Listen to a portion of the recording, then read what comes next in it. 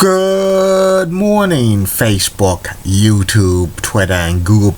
This is Rich again, back for your first video blog of the day for Thursday, July 28th, 2016, around 6:59 in the morning, Berwick, Massachusetts. It's going to be a hot and humid day again, highs in the mid-90s. So get out your sunscreen, drink plenty of waters, check up on the elderly, and most important, I always emphasize this when it's heat waves. Please do not leave your pets in your car for any length of period of time during heat waves. Got it? Some news to report.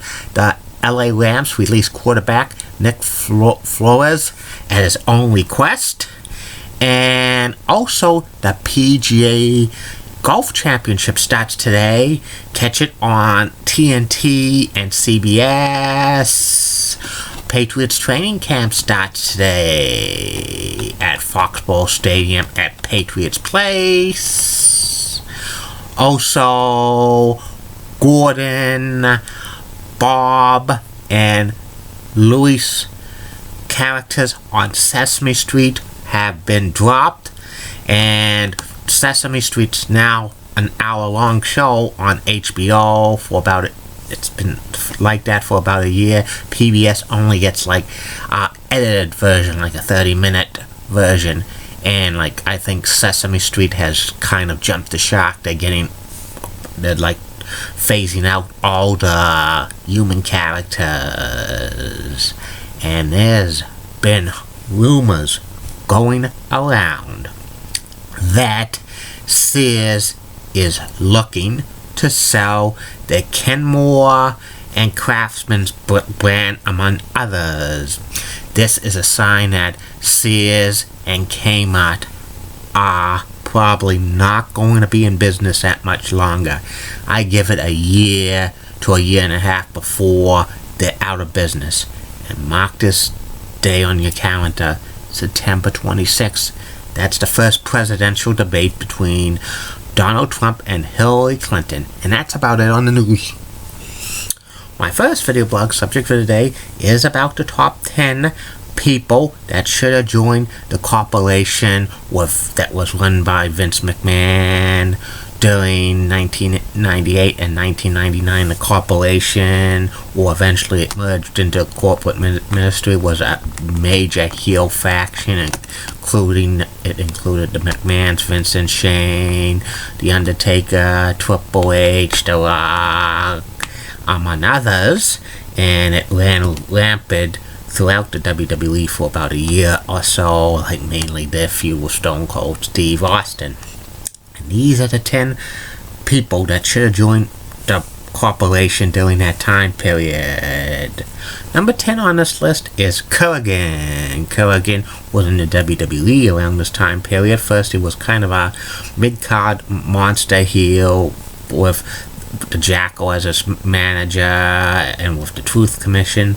Later on, he became like a comedy face with the oddities, but like Kurgan had like really big potential to be like a mega heel, a monster heel who could have been a main eventer, and he would have fit good in the corporation with Vince McMahon doing the talking.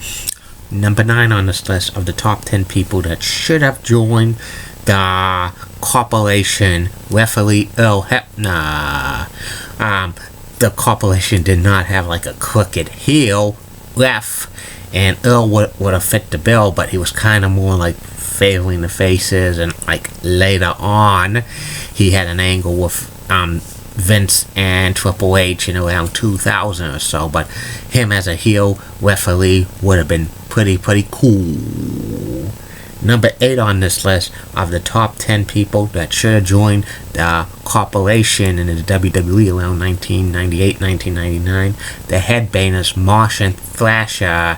They turned heel around 1998, and you know, it would have been very interesting for Marsh and Thrasher to be corporation, it would have to dress in suits instead of like wearing the skirts and the combs, which they did later on.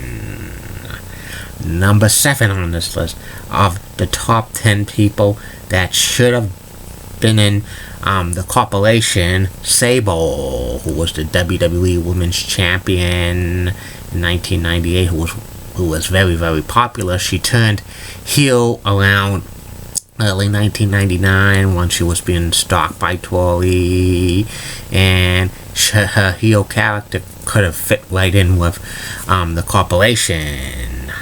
Number 6 on this list of the top 10 people that should have been in the corporation, Bot Gunn, around 1999 March, when like Jim Ross kind of had that little heel turn which didn't work out. He slapped Bot in the face, and I was really thinking that maybe it was just like kind of a ploy to maybe recruit Bot Gunn to join the corporation for Vince McMahon. Number 5 on this list of the top 10 people that should have joined the corporation, Michael Cole. I know what you're thinking.